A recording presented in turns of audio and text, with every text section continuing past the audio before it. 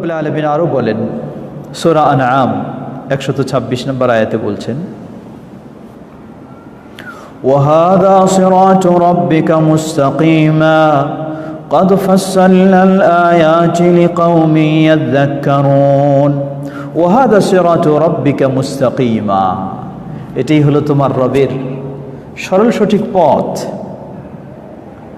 قَدْ فَصَّلْنَا الْآيَاتِ لِقَوْمٍ يَذَّكَّرُونَ, আর উপদেশ গ্রহণকারী জাতির জন্য আমি নিদর্শনসমূহ আয়াতসমূহ স্পষ্ট করে বর্ণনা দিয়েছি। আল্লাহ রাব্বুল আলামিন আরও এইভাবে সূরা আল মুমিনুন 73 নম্বর আয়াতে বলেন, ওয়া ইন্নাকা লাতাদউহুম ইলা সিরাতিম মুস্তাকিম। আল্লাহ রাব্বুল আলামিন নবী সাল্লাল্লাহু আলাইহি সাল্লামের বিষয়টি উল্লেখ করে বলছেন, ওয়া ইন্নাকা লাতাদউহুম, হে নবী তুমি তো তাদেরকে দাওয়াত দাও, কিসে? ইলা সিরাতিম মুস্তাকিম, তুমি তাদেরকে দাওয়াত দিয়ে থাকো সিরাতুল মুস্তাকিমের দাওয়াত।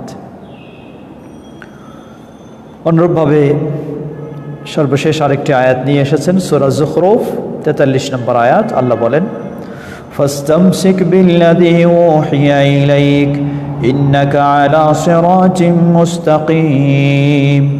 আল্লাহ রাব্বুল আলামিন স্বয়ং নবী সাল্লাল্লাহু আলাইহি ওয়াসাল্লামকে নির্দেশ দিচ্ছেন, ফাস্তামসিক বিল্লাযী উহিয়া ইলাইক, হে নবী তোমার কাছে যা ওহী করা হয়েছে সেটাকে তুমি আঁকড়ে ধরো, সেটাই অবলম্বন করো, সেটাই অনুসরণ করো।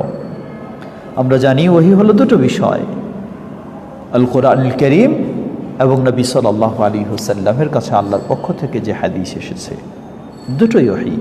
আল্লাহ বলছেন এই ওহীকে তুমি আঁকড়ে ধরো, ইন্নাকা আলা সিরাতিম মুস্তাকিম, আর এই ওহীকে আঁকড়ে ধরার মাধ্যমেই তুমি সঠিক পথে তুমি প্রতিষ্ঠিত। সুপ্রিয় দর্শক শ্রোতা, সুতরাং নবী সাল্লাল্লাহু আলাইহি ওয়াসাল্লাম তিনি ছিলেন সিরাতে মুস্তাকিমের উপরে অটল। তিনি সিরাতে মুস্তাকিমের প্রতি মানুষকে, তার উম্মাহকে আহ্বান জানিয়েছেন। অতএব প্রতিটি মুসলিমের কর্তব্য নবী মুহাম্মদ সাল্লাল্লাহু আলাইহি ওয়াসাল্লাম যেই সরল সঠিক পথের ওপরে অটল ছিলেন এবং সেই সরল সঠিক পথের দিকে আহ্বান জানিয়েছেন, প্রতিটি মুসলিমের একান্ত কর্তব্য হলো সেই সরল সঠিক পথেই অটল থাকা, সেই সরল সঠিক পথের দিকেই আমাদের পথ বেছে নেওয়া। লক্ষ্য করুন, আল্লাহ রাব্বুল আলামিন নবী সাল্লাল্লাহু আলাইহি ওয়াসাল্লামকে বললেন, হে নবী ফাস্তামসিক বিল্লাযী উহিয়া ইলাইক, তোমার প্রতি যা ওহী করা হয়েছে সেই ওহীকে তুমি আঁকড়ে ধরো। এই নির্দেশ মূলত শুধু নবী মুহাম্মদ সাল্লাল্লাহু আলাইহি ওয়াসাল্লামের জন্য নয়, এই নির্দেশ হচ্ছে নবী সাল্লাল্লাহু আলাইহি ওয়াসাল্লাম এবং তার উম্মাহ সকলের জন্য এই নির্দেশ, সেই ওহীকে আঁকড়ে ধরতে হবে। আজকে আমরা প্রতিদিন 5 ওয়াক্ত সালাতের প্রতি রাকাতে কমপক্ষে ফরজ হিসাবে 17 রাকাতে 17 বার আল্লাহ রাব্বুল আলামিনের কাছে কি দোয়া করি? আল্লাহ রাব্বুল আলামিনের কাছে দোয়া করি, ইহদিনাস সিরাতাল মুস্তাকিম, হে আল্লাহ আমাদেরকে সরল সঠিক পথে হেদায়েত দান করো। সুপ্রিয় দর্শক শ্রোতা, সরল সঠিক পথ, হেদায়েত চাচ্ছি সরল সঠিক পথের, কিন্তু বাস্তবে কি আমরা সরল সঠিক পথে অটল থাকছি, না নিজের মন গড়া পথে চলছি? যে যেভাবে ডাকছে যেদিকে সেদিকে দৌড়াচ্ছি, একটু ভাবা দরকার। আশা করি আমাদের এই দর্শগুলির মাঝেই বিষয়টি স্পষ্ট হবে, কোনটি সরল সঠিক পথ। সবাই তো আল্লাহর কাছে চাই সরল সঠিক পথ, আসলে সরল সঠিক পথ কোনটি?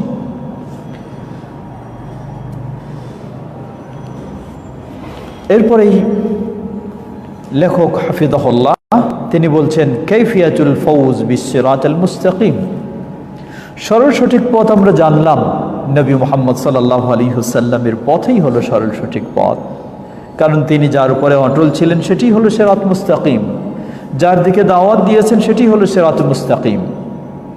এখন প্রশ্ন আসে যে কিভাবে এই সরল সঠিক পথের কামিয়াব আমরা হতে পারবো? শুধু বক্তব্য শুনলেই শুধু দাবি করলেই, না পথ কি? জবাব, লেখক হাফিজাহুল্লাহ তিনি এ মর্মে বেশ কিছু আমাদেরকে কথা স্মরণ করে দিয়েছেন। তার মধ্যে কয়েকটি আয়াত তিনি নিয়ে এসেছেন এবং হাদিস নিয়ে এসেছেন। নবী মুহাম্মদ সাল্লাল্লাহু আলাইহি ওয়াসাল্লাম যার মাধ্যমে প্রেরিত হয়েছেন, যেই পথ নিয়ে, সেটি হলো সরল সঠিক পথ। আল্লাহ রাব্বুল আলামিন সূরা আলে ইমরান 101 নম্বর আয়াতে বলেন, وَكَيْفَ تَكْفُرُونَ وَأَنْتُمْ تُتْلَى عَلَيْكُمْ آيَاتُ اللَّهِ وَفِيكُمْ رَسُولُهُ وَمَنْ يَعْتَصِمْ بِاللَّهِ فَقَدْ هُدِيَ إِلَى صِرَاطٍ مُسْتَقِيمٍ। আল্লাহ বলছেন, وَكَيْفَ تَكْفُرُونَ وَأَنْتُمْ تُتْلَى عَلَيْكُمْ آيَاتُ اللَّهِ, তোমরা কিভাবে আল্লাহর সাথে কুফরি করতে পারো, কিভাবে তোমরা ভ্রান্ত পথে চলতে পারো, অথচ তোমাদের মাঝে আল্লাহর আয়াতসমূহ পাঠ করে শোনানো হয়। ওয়াফিকুম রাসূলুহু, তোমাদের মাঝে আল্লাহর রাসূল পর্যন্ত রয়েছেন। সুবহানাল্লাহ। এর অর্থ, আল্লাহর রাসূল যেখানে রয়েছেন সেখানে সেই মানুষেরা তো কখনো সরল সঠিক পথ থেকে বিচ্যুত হতে পারে না। রাসূল সাল্লাল্লাহু আলাইহি ওয়াসাল্লাম থাকা অর্থ হলো তার জীবদ্দশায় তিনি ছিলেন, তার গাইড পথ নির্দেশনা অনুযায়ী চলা, তার